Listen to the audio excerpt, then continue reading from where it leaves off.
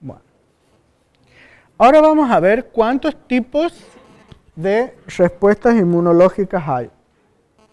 Nuestro sistema inmunológico puede reaccionar de dos tipos distintos: produciendo anticuerpos o produciendo células o activándolas, como los linfocitos.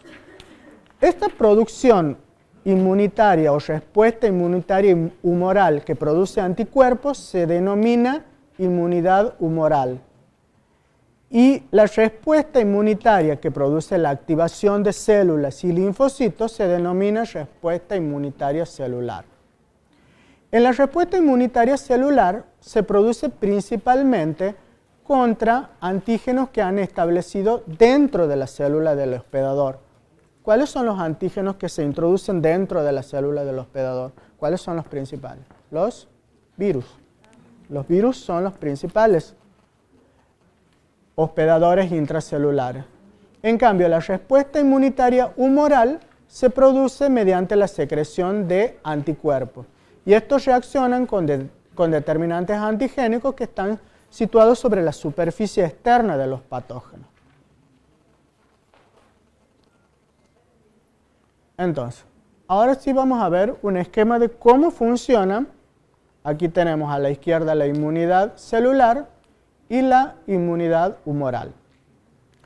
En la inmunidad celular interviene un tipo de células y linfocitos que se llaman linfocitos T. En la inmunidad humoral intervienen los linfocitos que se llaman linfocitos B. ¿Sí?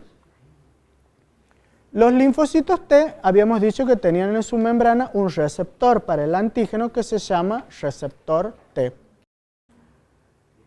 Este receptor T es el que va a interactuar con el antígeno cuando una célula presentadora de antígeno, como el macrófago, se lo presente al receptor del linfocito T a través de una molécula que ya hemos estudiado que se llama la molécula de complejo mayor de histocompatibilidad de clase 2. De esta forma, el linfocito sabe que está presente el antígeno y que debe reaccionar, atacar y desencadenar la respuesta inmune celular. Ahora bien, en la respuesta inmune humoral que participan los linfocitos B, ellos tienen un receptor en su membrana que son inmunoglobulinas, que cuando se unen al antígeno, ¿qué es lo que van a hacer? Van a producir su activación, se van a diferenciar en células plasmáticas y van a sintetizar anticuerpos, ya sea inmunoglobulina M o inmunoglobulina G. ¿Sí? Bueno, esta parte no la vamos a ver. No, ahí está, esto quería ver. Entonces, la inmunidad puede ser inmunidad humoral o inmunidad celular. La inmunidad humoral está producida por los linfocitos B, la inmunidad celular por los linfocitos T. Además de esos tipos de inmunidad, también tenemos otra que se denomina inmunidad congénita. Esta inmunidad congénita es hereditaria o genética y se presenta en determinadas especies o razas de animales o individuos, y que es heredable de padres a hijos. Y después tenemos otro tipo de inmunidad que es la inmunidad adquirida, que se denomina inmunidad natural, que puede ser activa o pasiva. La inmunidad natural activa es la que se desarrolla a través de la memoria inmunológica, por los linfocitos que han tomado contacto con el antígeno. En cambio, la inmunidad natural pasiva, el ejemplo principal, es la inmunidad que le transfiere la mamá a través de la leche a su bebé, principalmente inmunoglobulina A.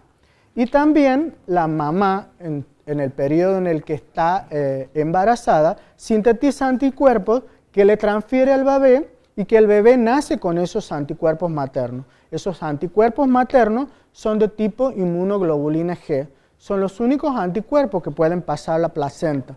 Los otros tipos de inmunoglobulina M, D o A no pueden atravesar la placenta. Por lo tanto, el bebé durante los primeros meses de vida, durante generalmente los primeros 3 meses de vida, está protegido por ese tipo de inmunidad natural pasiva que son los anticuerpos de tipo IgG que han pasado la placenta de la mamá al bebé.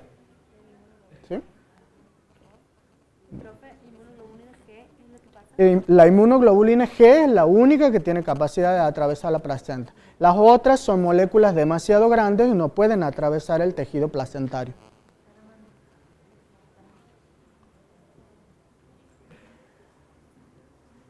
Después tenemos, esos son los sistemas inmunes o el tipo de inmunidad que nosotros producimos biológicamente.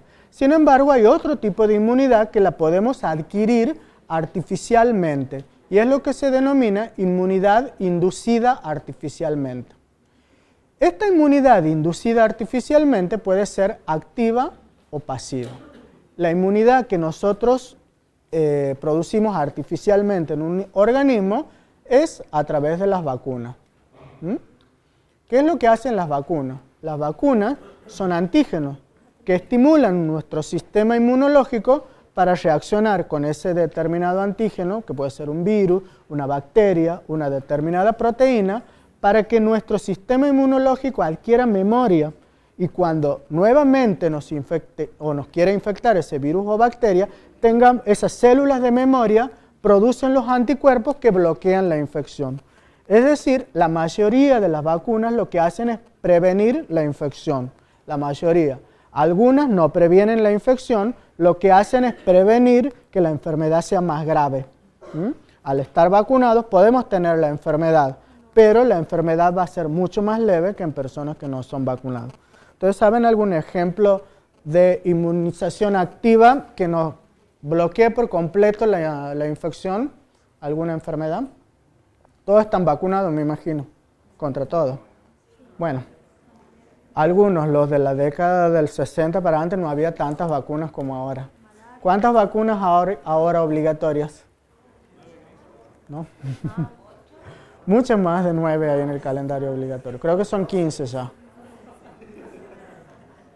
Los más jóvenes, como nosotros, podemos tener las 15 vacunas. Ahora los que son más viejitos pueden tener 3 o 4. Un ejemplo de algún tipo de inmunización activa que haga que no nos enfermemos, o sea, que no podamos sufrir la enfermedad.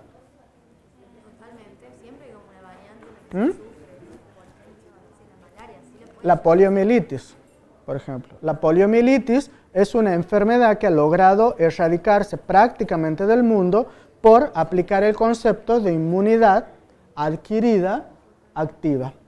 Es decir, que nosotros cuando nos vacunan contra la poliomielitis, ¿con qué vacuna? ¿Nadie tiene hijos? ¿Nadie ha vacunado a nuestros chiquitos? No, nadie, ¿no? La vacuna contra la poliomielitis se llama vacuna Sabin, que son unas gotitas que le dan al bebé durante el primer mes de vida. Esa vacuna produce un tipo de inmunización activa que previene totalmente la infección. Es decir, la persona nunca se va a infectar por el virus polio. Ahora, un ejemplo de una vacuna que nos inmunice, pero que nos podamos infectar nada más que la enfermedad pueda no ser tan grave. Para la gripe. Muy bien, muy bien. La vacuna antigripal es una vacuna que previene la infección, pero en algunos casos uno se puede infectar, nada más que el cuerpo, al tener la inmunidad adquirida activa, las células de memoria producen anticuerpos y se produce una enfermedad gripal leve y no se producen las complicaciones graves de la gripe como la neumonía, la encefalitis o el distrés respiratorio. ¿No? Tenemos un síndrome gripal normal. La vacuna de HPV. La vacuna de HPV es un tipo especial de vacuna porque es una vacuna que es una vacuna que previene la infección, pero no contra todos los tipos de virus. Se diferencia, por ejemplo, de la vacuna polio. Los poliovirus, la vacuna contra polio produce la infección por cualquier tipo de los virus polio. En cambio, la vacuna de HPV no. Solo protege contra 4 tipos del virus HPV, pero que son los que están asociados a la producción de cáncer de cuello. En esa vacuna previene la infección para esos 4 virus, pero uno se puede infectar por otros, cualquiera de los 120 y pico tipos de virus pero no contra los más peligrosos. Es un ejemplo de inmunidad activa adquirida, pero que protege solo contra 4 antígenos, en este caso, de virus. La vacuna antitetánica protege por completo la infección por el tétanos. Por eso es muy importante. ¿Cómo? Claro, eso es otro concepto. La inmunización activa en algunos casos puede durar toda la vida y en otros casos no. ¿De qué va a depender? Va a depender de las moléculas de inmunoglobulina que nuestro sistema inmunológico produzca. Y eso depende y es variable de cada organismo. En algunas personas ese nivel de anticuerpos persiste durante mucho tiempo y en otras demora años. Por eso es que la vacuna antitetánica se recomienda ponerla un refuerzo cada 10 años aproximadamente, que es la vida media que duran los anticuerpos contra la bacteria. Hay muchos tipos de vacunas. ¿Cómo? La de la hepatitis B es una vacuna que también requiere un refuerzo cada 10 años. ¿Sí? La mayoría de las vacunas sí tienen refuerzos, hay otras que no, hay otras que son... ¿Cómo? La mayoría serían pasivas, o sea... La mayoría sí. Exactamente. Cualquier, la hepatitis, contra... Sí, la vacuna contra la polio, por ejemplo, después de todo el esquema completo ya no requiere más refuerzos. En cambio, otras como para la varicela, como para el sarampión, contra la hepatitis B, todas esas requieren refuerzos periódicamente para mantener nuestra inmunización activa en los niveles de anticuerpos que nos protejan contra la infección. Y el otro tipo de inmunidad producida artificialmente es la inmunización pasiva. ¿Alguien sabe algún ejemplo de inmunización pasiva? ¿O en qué casos? La inmunización pasiva es una inmunización artificial que consiste en inyectarle al organismo o a la persona, en este caso, directamente los anticuerpos. Es decir, supongamos nos infectamos contra un determinado virus o bacteria y antes de esperar que nuestro cuerpo sintetice las inmunoglobulinas, se los inyectamos por vía endovenosa. Esa es la inmunidad o inmunización pasiva. ¿Alguien conoce algún ejemplo de enfermedad en el que se trate mediante una inmunización pasiva? Cuando pica una serpiente, se ponen cera. No, ese no es un tipo, ese es otro concepto. Cuando te pica una serpiente, lo que estamos tratando es de bloquear la toxina que ha inyectado a la serpiente. Pero no tratando de bloquear un virus o una bacteria o un antígeno.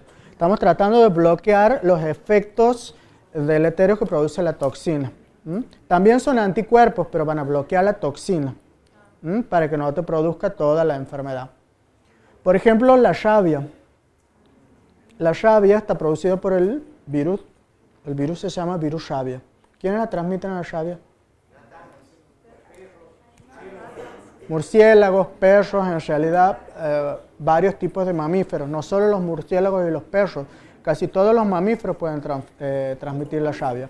La rabia es una enfermedad muy grave.